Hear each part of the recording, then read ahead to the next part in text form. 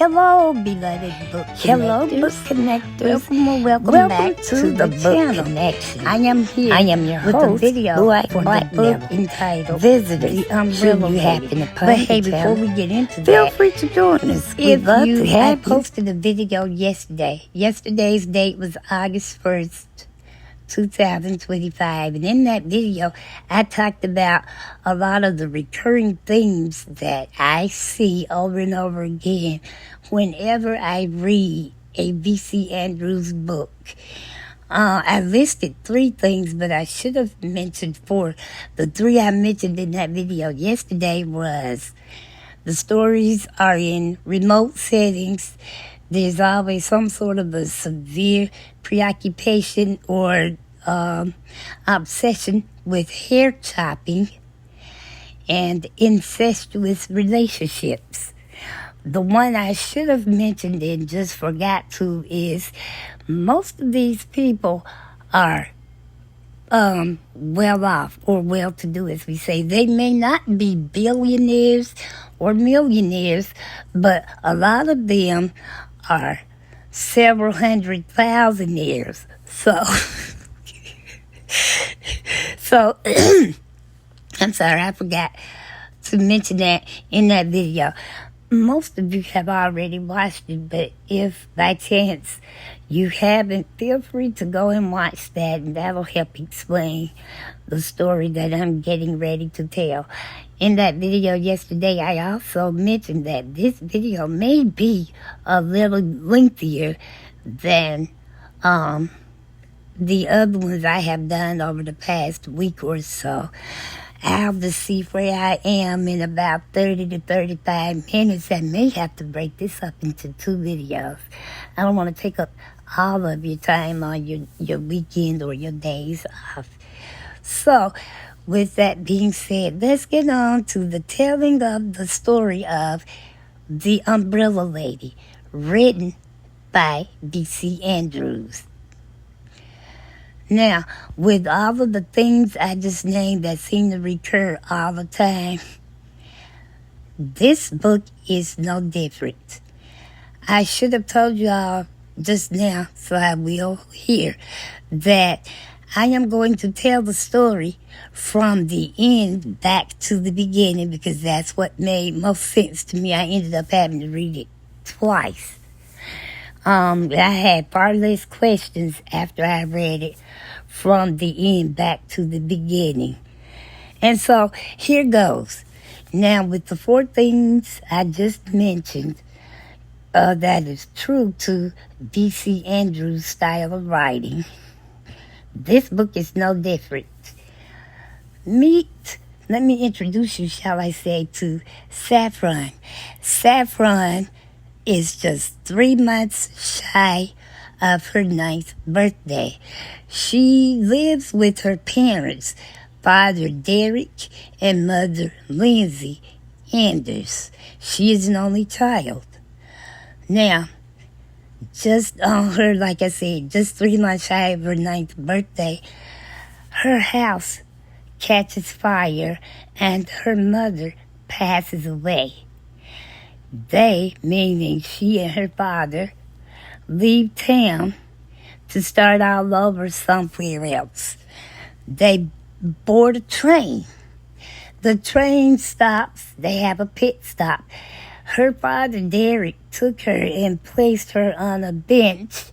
Then he opens his briefcase up and hands her a brand new coloring book and a brand new box of crayons with strict instructions not to go anywhere. Do not move.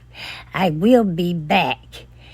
And so, as he she understood what he really was saying, as he gets ready to leave, he starts off walking slowly.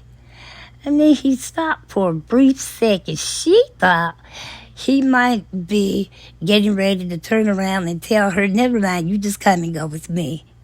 Or if nothing else, she thought he might have looked back at her. But at the last second or so, he just decided it would have been against his better judgment. So he just walks off. She sits there and she colors several pages. She would look up from time to time and see passengers coming and going, but never was her father in any of the people getting on or off. So that night, the train was getting ready to close for the night, or stop running for the night.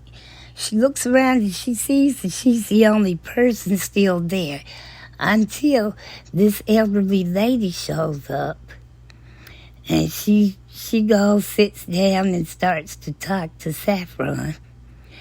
And she was asking all kinds of questions like, are you by yourself, or where are your parents, and blah, blah, blah. She finally convinces Saffron to go home with her overnight. But she would only go because the elderly lady, known as the Umbrella Lady, Saffron called her that because she carried a black umbrella with a silver handle on it. So the Umbrella Lady wrote a note listing her name, address, and phone number. She pinned it on the train station door. She said, so when your dad comes back, he will be able to reach out to me and he'll know where to find you. So reluctantly, she goes home with her. But time they get in there, the Umbrella Lady starts to chat up a bit with Saffron, hoping that she would feel relaxed enough to talk more about who she is and where she comes from and why. So she tells Saffron about herself, she was talking to Saffron, and she went on to tell her that she, like Saffron, was an only child. And she also lost her mother at around the same age that Saffron is now.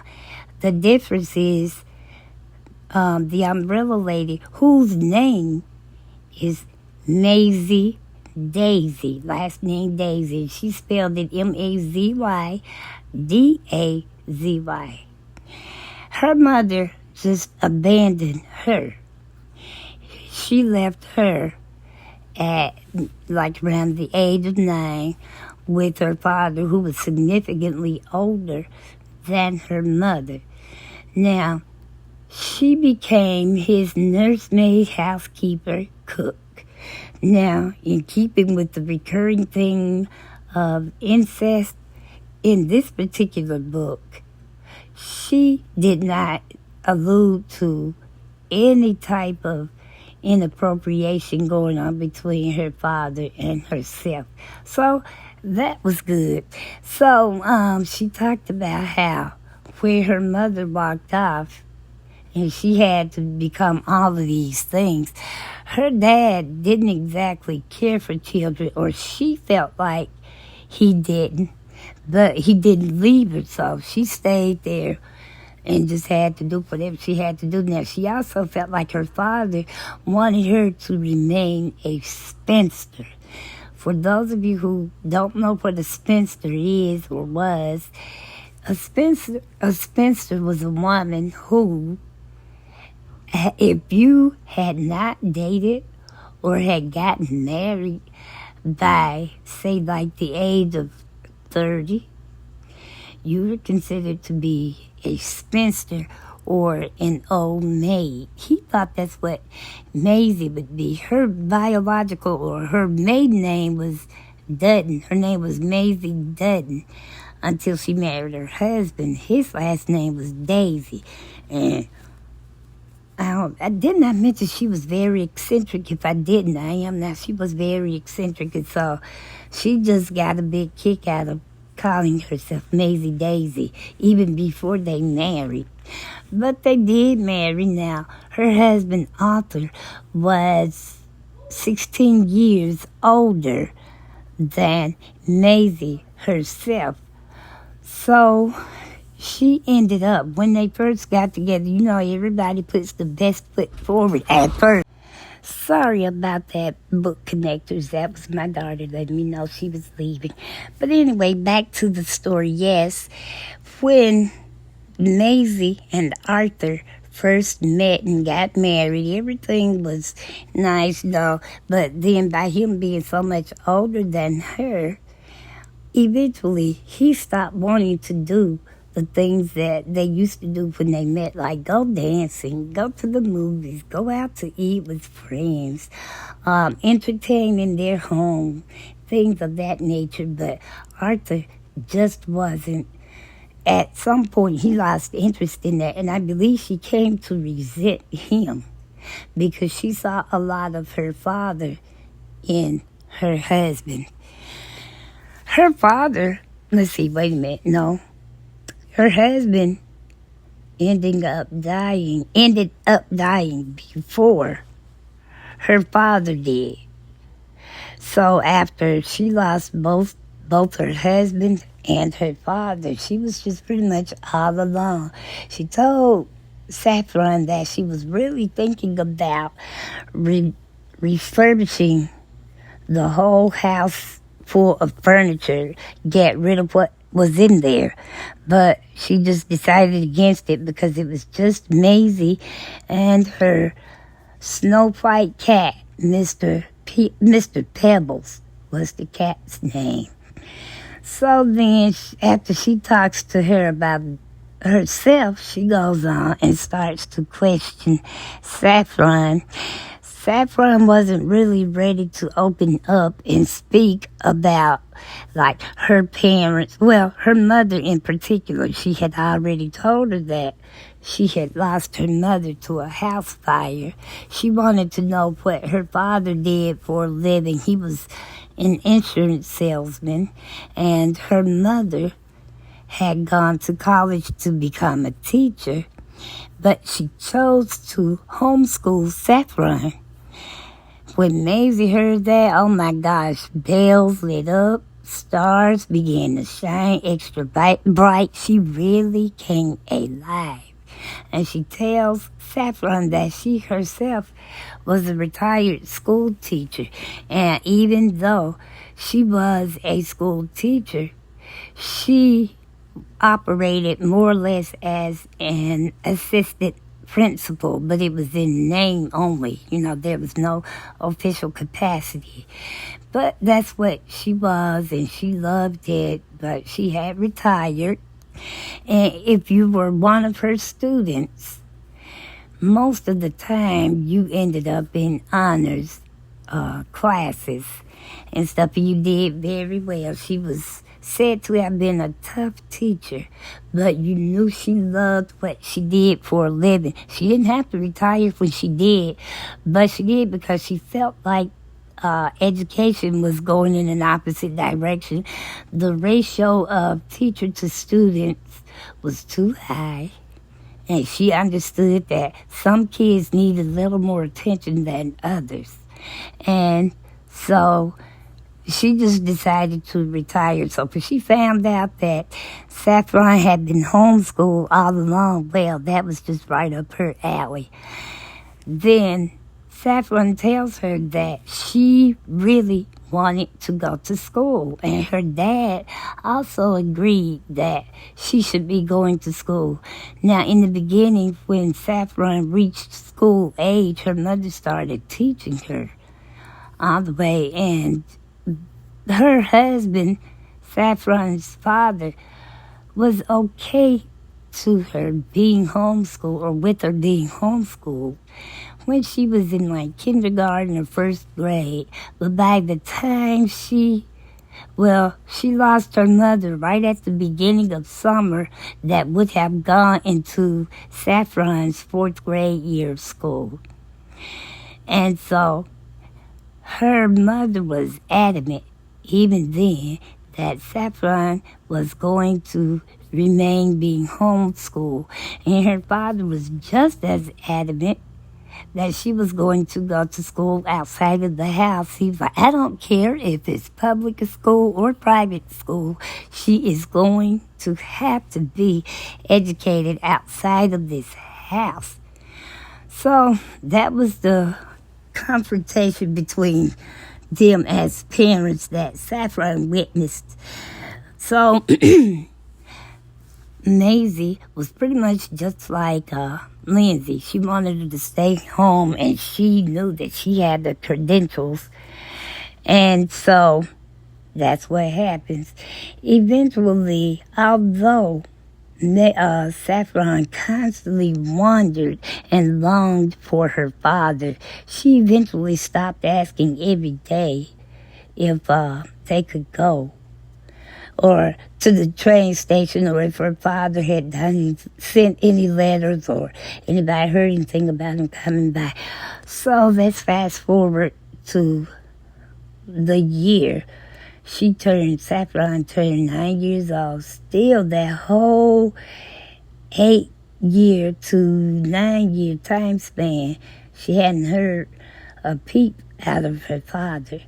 Well, one day, Maisie comes in and tells her that she had gotten a letter out of the mailbox, and she reads the letter to Saffron, and it was something to the effect of, "Look, I appreciate you for taking Saffron in. It has taken me longer than I thought it would for me to arrange get a place for us to live and get my affairs in order and go to work and all this and stuff. So I'm asking you if you would please allow Saffron to stay there a bit longer until I can get all of my affairs in place." And so after she got through reading it, for some reason, Saffron asked to see the letter. Maisie wouldn't allow her to. So Saffron, at this point, she is sad because it's like she felt like her father had just abandoned her without any explanation. Not to her. He told Maisie, but he hadn't talked to her at all. And then she just kind of, for a split second, she just became very bitter. How do you just leave your child and just leave her to the wolves, so to speak? Now, it turns out that despite Maisie being a bit eccentric, she really did have a warm spot or a soft spot when it came to Saffron. So they just went on. She taught Saffron how to cook and how she wanted her house clean. And she did not have a TV. One day they were talking, and Saffron was like, "Why don't you have a TV?" And she was like, "A lot of people, even today, well, that's just a junk box. It's nothing on there worth watching," and all that stuff. But she did tell Saffron if she continued to behave herself, she may end up getting her a t-shirt. I mean, not a t-shirt. Where did that come from? Getting her a TV. And eventually, she did get the TV. Saffron set it up. And to Saffron and Maisie's surprise, Maisie actually ended up liking a few of the same shows that Saffron liked to watch. Okay, so now she has a TV to kind of keep her company whenever Maisie was in another part of the house or whatever. Oh, one day what happens next? Oh, it was at the end of the school year. This is when she would have been going from the 4th to the 5th grade. She had to go take a year, like the end of the year testing, but Maisie could not conduct the test. She had to take Saffron to the school. And Saffron was so excited because she just kept telling Maisie the same thing she kept telling her parents, which was that she wanted to go to school outside the house. She just wanted to see what it was like to be amongst her peers and see the actual inside of a school building, because she never set foot in one. She was just very curious. So although she had to go take a test that she aced, she was just more caught up with going in and looking at the school building, seeing the kids come and go. I guess maybe like they were between classes. She also liked the fact that Maisie seemed to finally talk to an adult that she actually liked or highly respected. That's the first time she ever saw Maisie laugh at someone other than what she herself had said. So she was good with that. So they go on home, and she aced the test, so she made 100% on the end of year test. Maisie decided to treat her to yet another ice cream cone. So they went and did that, and they got home, and she told her, well, you're done with classwork, for you don't have to do anything today. Today is a free day for you. So finally, Saffron worked up the nerve again to go ask Maisie if she could go outside. Maisie would never allow her to go outside on the front porch unless she was going to sit out there with her. But eventually, she did agree and decided that Saffron could go out in the backyard. Now, her backyard was mostly nothing but woods. So she would just be out there seeing whatever it is you see or look for in the woods, like the coloring of the leaves, the grass, the tree branches swaying in the wind, all that kind of stuff. But one time she went out there and she saw this teenage boy who looked to be about 13 or 14 years old, and he was with a group of guys, like maybe 3 or 4 other guys. When they noticed her, I don't know if it was because she was a girl or because she was out there in the woods alone, I don't know, but they decided to have a little fun at her expense. So they just started taunting her like they were going to do something to her. So she eventually turns around and runs back in the house. She would not tell Maisie because she knew to do so would mean she would not be allowed to go back outside again. So the next day or so when she went out, Maisie, there was a clearing. And in that clearing, she could see the next door neighbor's house. There was a little girl who appeared to be about the same age as Saffron. They waved at each other. Eventually, one day, Saffron finally got enough nerve up to go and speak to the girl. So she introduces herself, and they get to chatting a little bit. They both find out they are homeschooled. Well, now, the little girl's name was Lucy. And Lucy tells Saffron that she used to go to school, but she has leukemia, and it's gotten so bad that her immune system has been compromised. I told you that one of the other recurring things in her books is that these people seem to be well off or well to do, because Lucy's family was able to afford a nurse who was there 24 hours around the clock, and her only mission was to see about Lucy, and that she did. Well, one day, the boy who had chased her in the woods a few weeks earlier, he walks out on the porch and he sees Saffron talking to his sister. He runs her off. His sister, Lucy, kept trying to tell him to stop doing that. She was the only female or the only friend she had since she no longer could go to school. But Stuart didn't care. Then one day she went over there and she did not see Lucy outside, so she got up enough nerve to ring the doorbell. The nurse answers the door, and she's like, no, Lucy can't come outside, and don't you ever come back over here. She was talking real mean to her and nasty. So Saffron turns and leaves, and as she's walking away, she hears Lucy's mother ask, who was that? And the nurse said, it was the witch's granddaughter. she never knew how people perceived Maisie in the neighborhood, because Maisie didn't interact with other people. And that doesn't make you crazy because you don't interact with other people. But, she would just do stuff like wear mostly black gauzy clothes and those old thick old lady shoes. And she walked with that umbrella, which, depending on how she's holding it, I guess it could maybe be mistaken for some sort of misshapen broom. I don't know. But they called her the witch's granddaughter. And although she wanted to say something to Macy so bad, because it hurt her just that much to know that that's how they felt about Maisie. So, but she once again wouldn't say anything, because to do so would mean she wouldn't be allowed to go out of the house again.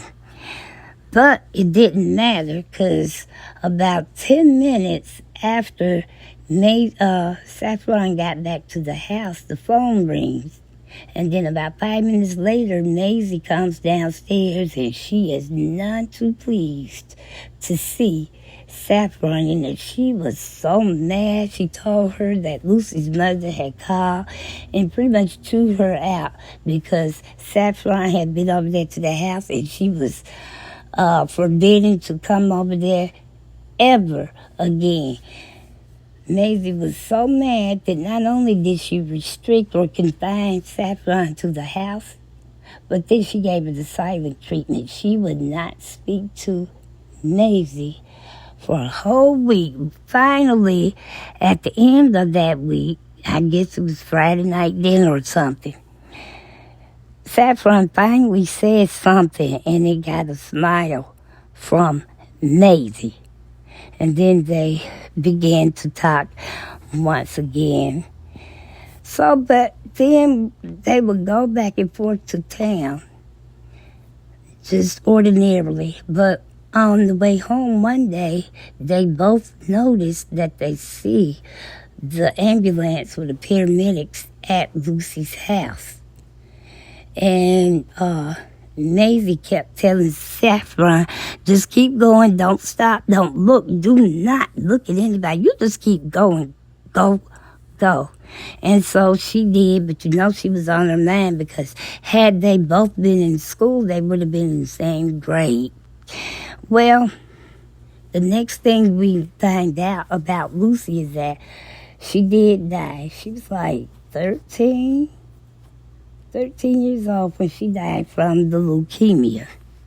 And so Saffron took that very hard. She knew that at least if she had to be here, she had a kindred spirit in Lucy, and now she's gone.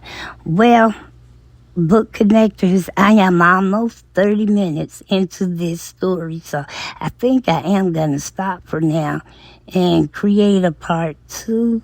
So just look forward to that. I'll try my best to have it up between, later tonight and Monday. I don't know. But in the meantime, subscribers, thank you so much for being subscribed. I really do appreciate you being over here. And visitors, please feel free to join us. That's not just something I say, it's something I mean. And everyone, please, by all means, like, comment respectfully, and share. And by all means, make sure you have your notification bell not only turned on, but make sure you have it set to pause, so you will know every time I post or upload a video. Now, in the meantime, book connectors, remember this: as long as there are books around, there will always be something to read. Book connectors, be safe out there, and until we read again, God bless.